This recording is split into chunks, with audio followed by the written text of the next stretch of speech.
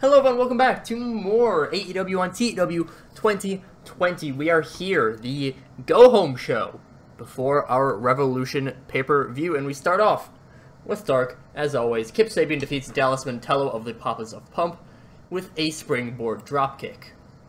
Thunder Rosa then defeats Maria de Pasqua with the La Rosa. And after the match, Vicky Guerrero comes out with Bandito and Shaw, and she makes fun of Maria for losing after talking so much big game. Vicky tells Bandito to show Maria just who's boss. When TH2's music plays, Bandito stops in his track, turns around, TH2, they quickly get between him and Maria, and eventually they're making their way to the ring. Thunder Rosa's, doesn't want to mess with TH2, and it seems as though we've found who De Pasqua's new clients are. We are turning TH2 babyface. They're both really bad at the mic, but they're a team that I could definitely do something with, and I'm hoping to do so in Season 2. Trademark that phrase, because I'm probably going to say it a lot. Vikingo defeats Hideki Okatani. Adam Cole defeats Brody King. Then Scott Steiner is seen with his crew of trainees, and he starts yelling at the camera and says, "Samoa Joe, you want to call me a fat ass? You think you're so tough? You're just jealous of the genetic freak that I am, that all of my trainees here have got more muscles in their pinky toes than you have in your entire body.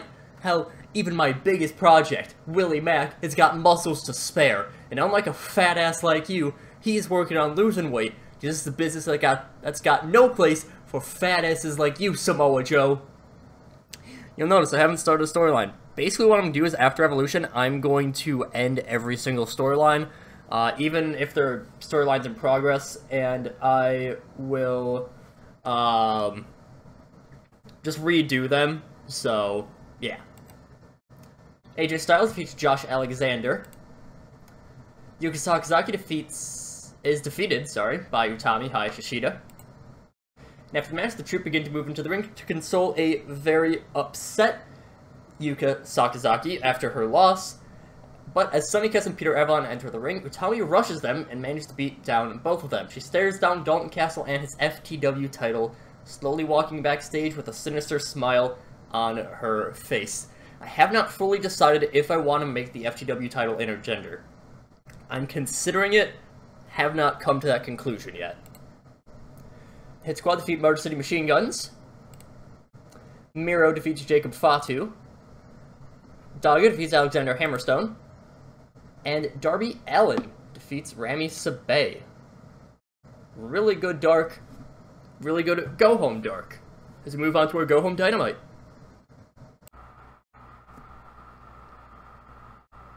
We begin our show of Dynamite with the Inner Circle versus Team Angle in an elimination tag team match. Now, what I'm imagining for the... Okay, so this did kind of go as I expected. So, Betts ends up defeating Chris Jericho. Everyone else is, it ends up being just Betts and Jericho at the end. Or actually, Betts, Jericho, and Guevara at the end. But Betts ends up picking up the win over Sammy and Jericho. The whole thing with, you haven't pinned Charles Betts yet. You haven't, pinned Charles Betts or whatever. That still is going on, and that is what Kurt Angle says afterwards. He gets face-to-face with the still down Chris Jericho, and he says, "I'll admit, you have beaten all of my guys, but there's one thing that you haven't done. You haven't beat Charles Betts in singles action. So why don't we see if you can do that? At Revolution, you'll be taking on Charles in one-on-one action." That's just confirming that match. Again, just like last episode, this is going to be a little bit rushed because I just want to get over to Revolution. I really need to do better at not trying to rush through go-home shows. Ever since the Briscoes are seen on their farm with Jeff Cobb. Say, I hear that the walls might be closing in, but I say the hell they ain't. Yeah, Joe's got his own thing, and Tad's got some certain other things to worry about. And it's us three boys that got something going on this Sunday. See, Proud and Powerful might be these beloved people, but they ain't shit compared to them boys. We've been some of the best out there for years, and like hell are we gonna give that title up. Now as for our boy Jeff here, some English little bitch is trying to take his US championship, huh? People said that them boys are always in the news for bad shit, but that Osprey fella? Damn if he ain't one to give us a run for our money, but ain't no way in hell that any of us gonna lose at Revolution. We got 2 matches at stake. Santana, Ortiz, Will, y'all are gonna get your asses whipped. Just hyping up those matches. I forgot to do the thing I wanted to do. Oh, well. Then, when we return to the ring, we see that the ring is set up for the contract signing. MJF comes out first to a chorus of boos, followed by the entirety of the VIP's lounge. And after he arrives, he begins to speak. And he says, now, hold your applause. It's been almost 2 weeks since you guys last saw me in person, and I know what a big deal I am, but I also know what a big deal this contract signing is. So I didn't just ask for anyone to mediate the signing. I asked a legend of the business, someone who actually warrants my respect, Mick Foley. So I'm imagining the entire VIP club, they're very gaudily dressed, all of them are, MJF, he's wearing a very fancy suit, Bay, Paige, and Alexander, they're wearing more bodyguard-type suits, Tenille and Deanna, they're probably wearing really fancy dresses or whatever, maybe one of them's wearing a suit, I don't know. But Mick Foley, he comes out, he just has his normal thing, so, he's wearing like a, what is it, the redneck suit, I think is what it's usually called, where it's just like the, the flannel top, he's got the jeans, and so, of course, it's an unbuttoned flannel, just a white undershirt underneath, and MJF is like, God damn it. CM Punk arrives then to a massive pop, he's just in his t-shirt and jeans, and this upsets MJF, and he says, and Punk then says, you want me to dress fancy, and for me, this is fancy enough, and I'm glad you brought Mick along. I've always had so much love for Mick, but that said, it isn't like you to appease people. I mean, after all, you're selfish, entitled, arrogant, greedy. Honestly, we don't have the time to list off all the problems that you have. But there is something I can make sure of for you. Right now, you're 2-0 at the biggest show of the year. You beat Cody in 2020. You beat Moxley in 2021, but you can't beat me. Just think for a moment how embarrassing that would be for me to come in with all this hype, with all this grandiose, to come into Revolution and lose to someone like you. And you're not going to be someone with this massive record at Revolution. You're not someone with that kind of wrestling caliber. You're not the best in the world. I am. CM Punk just signs the contract, pushes it over, hands it to MJF, signs as well. I'm imagining there's still some back and forth stuff. Again, like with all of my promos, don't expect them to be verbatim. Expect more stuff to be going on. Mick Foley also doing some improvisations. After this, the contract signing actually goes without hitch. Punk gets up for his chair, he's ready to leave. The VIPs aren't moving. They're fine, they're like, whatever, but before Punk can leave the ring, MJF stops him. You talk a really big game, Punk, for someone, especially for someone that, by his own admission, hasn't wrestled in 18 years. Sure, you've entertained people, you've gone to this entertainment company before, but you haven't wrestled. Meanwhile, I have been carrying AEW for about 1.5 years now. Everywhere I go, there's people stopping me, saying that I'm that famous pro wrestler Maxwell Jacob Friedman. They ask how they can be better than everyone else just like me, and I tell them that they can't because they aren't me. But you know what I am? I'm not just better than you. I'm the future of pro wrestling, and you are a relic of the past. And honestly, I think it's time that I show you just how behind the times you are. Right as he finishes that, he snaps, and a massive 6'8" man, this giant of a man, gets into the ring, spears CM Punk, just tackles him through a table, and MJF smiles, and he introduces the world to his new personal bodyguard, Griffin Slade. Griffin Slade is not anyone. He is just a region, but he has some amazing stats. He's like, I think he has like 97, 98 in stamina, athleticism, and strength. He's got 97 menace. He's got like 79 star quality. He still definitely has a lot of work, but he's really good. So he's going to be starting off as MJF's bodyguard. And honestly, that's fine. That's a really good gimmick. And also, Mick Foley apparently invented a new catchphrase. After this, Garza Jr. seen in a locker room and looks very disinterested. He says, well, I suppose the month of Rose was supposed to be all about excitement. I'm just a bit annoyed that so many people are trying to take my spotlight. It's no matter. Tonight's main event, you'll see me take down Jungle Boy. But I have one last gift for you, my fans on TNT. I'm sure it's something you all want to hear. Starting after Revolution, AEW will present Dynamite Dealings. Pat McAfee will be hosting discussions about Dynamite, what happened on the show, and, of course, as the TNT champion, I will be the first guest on it.